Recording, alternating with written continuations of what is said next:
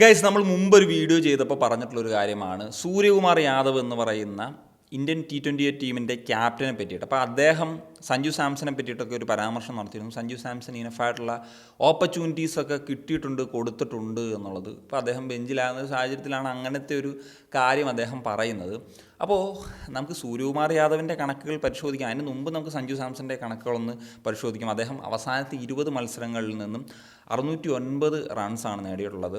അതിൽ 32.7 അത് സഞ്ജു സാംസൻ്റെ ആവറേജ്. അതിൽ 3 സെഞ്ചുറികളും 2 അർദ്ധ സെഞ്ചുറികളും ഉണ്ട്.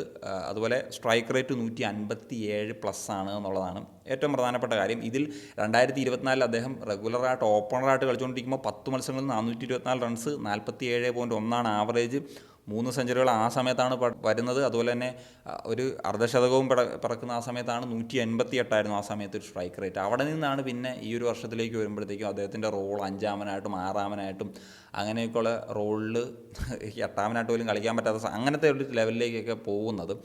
ഈ സാഹചര്യത്തിൽ നമുക്ക് ക്യാപ്റ്റൻ എന്ന നിലയിൽ മാത്രം ടീമിൽ ഇടം പിടിക്കുന്ന സൂര്യകുമാർ യാദവിനെ പറ്റി കൂടി ഒന്ന് സംസാരിക്കേണ്ടതുണ്ടെന്നുള്ളതാണ് എനിക്ക് തോന്നുന്നത്. കാരണം കഴിഞ്ഞ 20 മത്സരങ്ങളിൽ നിന്ന് അദ്ദേഹം 227 റൺസാണ് എടുത്തിട്ടുള്ളത്. അതായത് അദ്ദേഹത്തിൻ്റെ ആവറേജ് എന്ന് പറഞ്ഞാൽ 13.4 ഇതിൽ സെഞ്ചുറികളോ അർദ്ധ സെഞ്ചുറികളോ ഒന്നും തന്നെയില്ല. അദ്ദേഹത്തിൻ്റെ ഹയസ്റ്റ് സ്കോർ എന്ന് പറഞ്ഞാൽ 47 റൺസാണ്. അദ്ദേഹത്തിൻ്റെ സ്ട്രൈക്ക് റേറ്റ് 120.1 അപ്പോൾ എന്തിൻ്റെ സാഹചര്യത്തിലാണ് അദ്ദേഹം ഇപ്പോൾ ടീമിൽ കളിക്കുന്നതെന്ന് വെച്ച് കഴിഞ്ഞാൽ ഉറപ്പായിട്ടും അത് ക്യാപ്റ്റൻസിയുടെ മികവിൽ തന്നെയാണ്. അദ്ദേഹം നല്ല രീതിയിൽ കോൺട്രിബ്യൂട്ട് ചെയ്തിട്ടുണ്ട്, നല്ല പെർഫോമൻസ് വന്നിട്ടുണ്ട്. റീസെൻ്റ്ലി IPL പെർഫോമൻസ് ഒക്കെ ഇൻട്രസ്റ്റിംഗ് ആയിരുന്നു. പക്ഷേ നിലവിൽ ഇന്ത്യൻ ടീമിലുള്ള പെർഫോമൻസ് അത് മറ്റ് ആളുകളുടെ കാര്യത്തിലൊക്കെ അത് വളരെ ഇതായിട്ട് പറയുന്ന സമയത്ത് സൂര്യകുമാറിൻ്റെ ആ കണക്കുകൾ കൂടി ഒന്ന് പരിശോധിക്കേണ്ടതുണ്ടല്ലോ. അപ്പം വേൾഡ് കപ്പിൻ്റെ പടിവാതിക്കൽ എത്തി നിൽക്കുന്ന ഒരു സമയത്ത് ഈ ഒരു പെർഫോമൻസ് മതിയോ?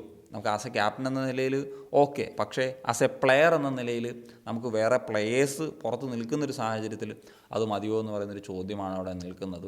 തീർച്ചയായിട്ടും ശ്രേയസ് അയ്യരൊക്കെ നല്ലൊരു ഓപ്ഷനായിരുന്നു. പക്ഷേ അദ്ദേഹത്തിൻ്റെ നിലവിലത്തെ ഒരു സാഹചര്യം എങ്ങനെയാണ് അവൈലബിലിറ്റി എന്നുള്ളത് അറിയത്തില്ല.